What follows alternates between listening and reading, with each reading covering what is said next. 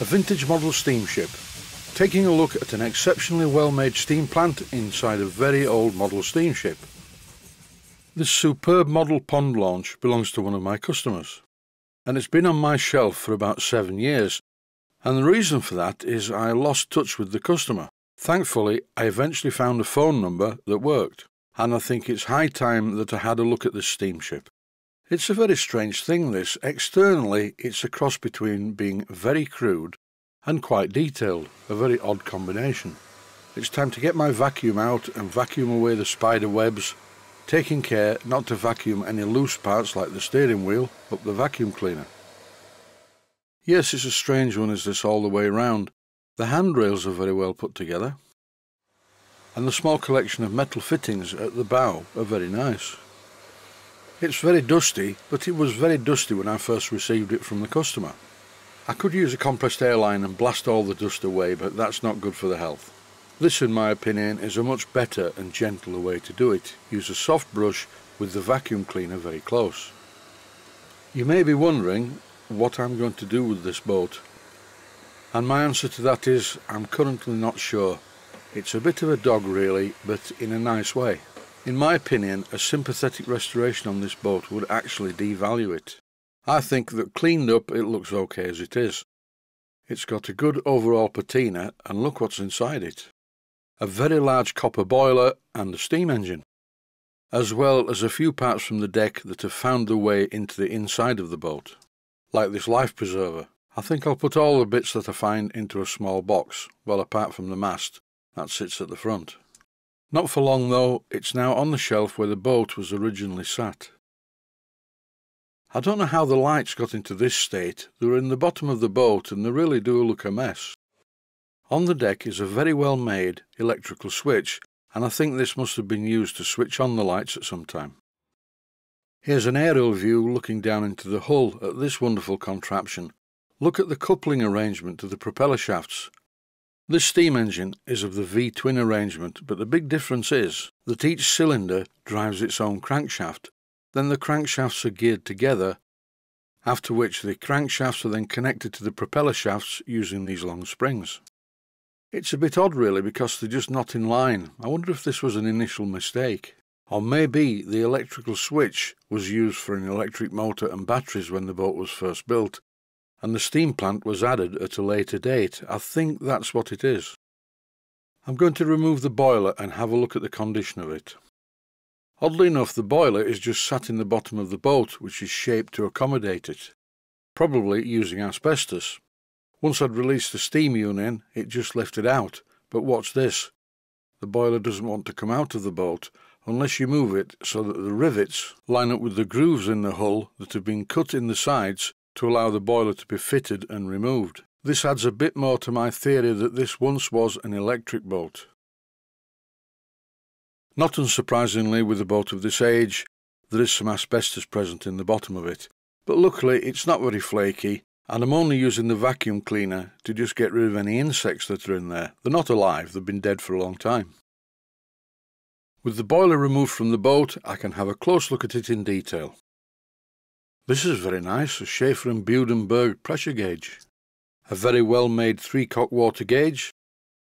The inlet clack to the boiler has been closed off at some time.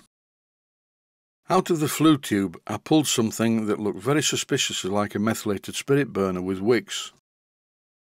Here I'm using my torch to try and get a view of what's inside the flue tube, and you can't see it very well, and I couldn't see it very well with the naked eye either. There aren't that many flue tubes, and they're very large. So what about the construction? These are not rivets. All of them are round head slotted bolts. Let me just take a moment to think about this. The boiler definitely has a copper barrel which looks like it's been soft soldered to a brass front and rear. This really is not good. It's very well made. In this image you can see the inner ring of small bolts holding the flue tube onto the brass part.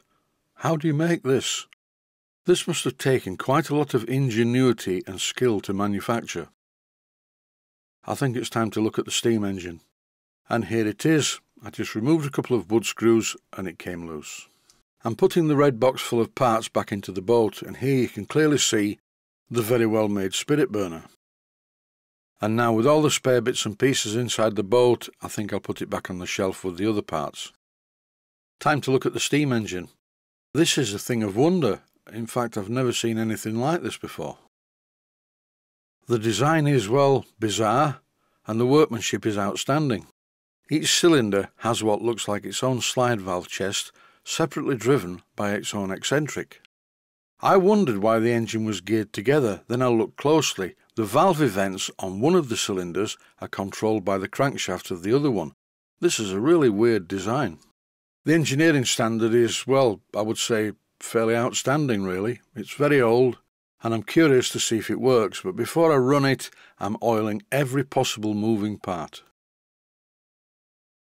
It looks to me like this engine hasn't been run for many years, and I do not want to be the one who scores the bearings, so I'm very carefully applying plenty of oil wherever there is a moving part, not forgetting the pistons, and putting plenty of oil into the inlet pipe. The engine turns over very freely. This is really good engineering. The only thing I don't like are all the soft soldered piping components. I let the oil settle for a while and then wiped off the surplus using a cloth with a screwdriver so I could get inside the frame. After which I used my airline to blow away any dirt and debris anywhere near the oiling points. I really can't get over how beautifully made this engine is. I don't know what it is. Is it a kit? Is it a Bassett-Loke engine of some kind? Looking at the steam chest cover, it has a look of a Stevens model dockyard engine. If anyone knows for certain what this engine is, I would be interested to know. It runs beautifully.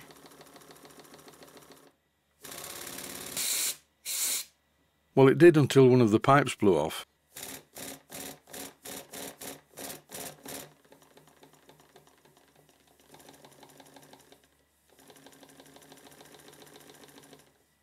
It still ran okay when I pushed the pipe back into place, but all of these pipes are soft soldered.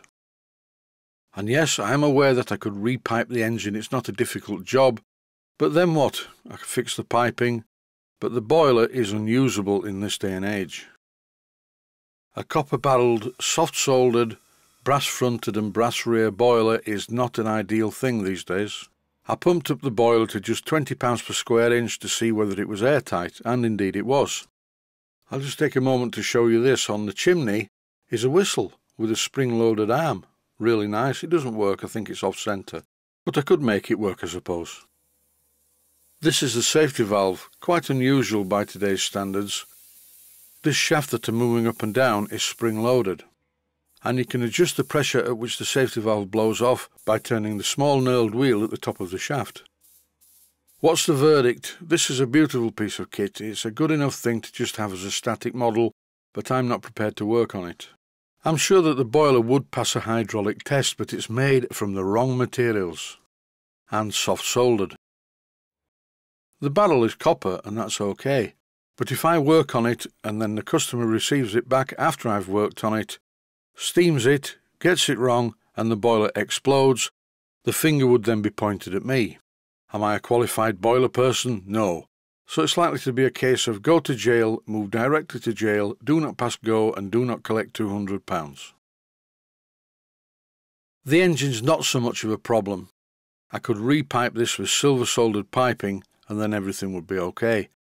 But for me, it's the boiler and engine combination that's the nice thing about this boat. The boat itself is nothing to write home about. It's a bit rough. I would recommend doing 1 or 2 small cosmetic jobs on the boat and then returning it to the owner in a much cleaner, more presentable condition. And that's about it. Sadly, I won't be working on this boat at all. I just thought I'd show you how good it was. I'd just like to say, stay healthy, thanks for watching, and I hope you found it useful.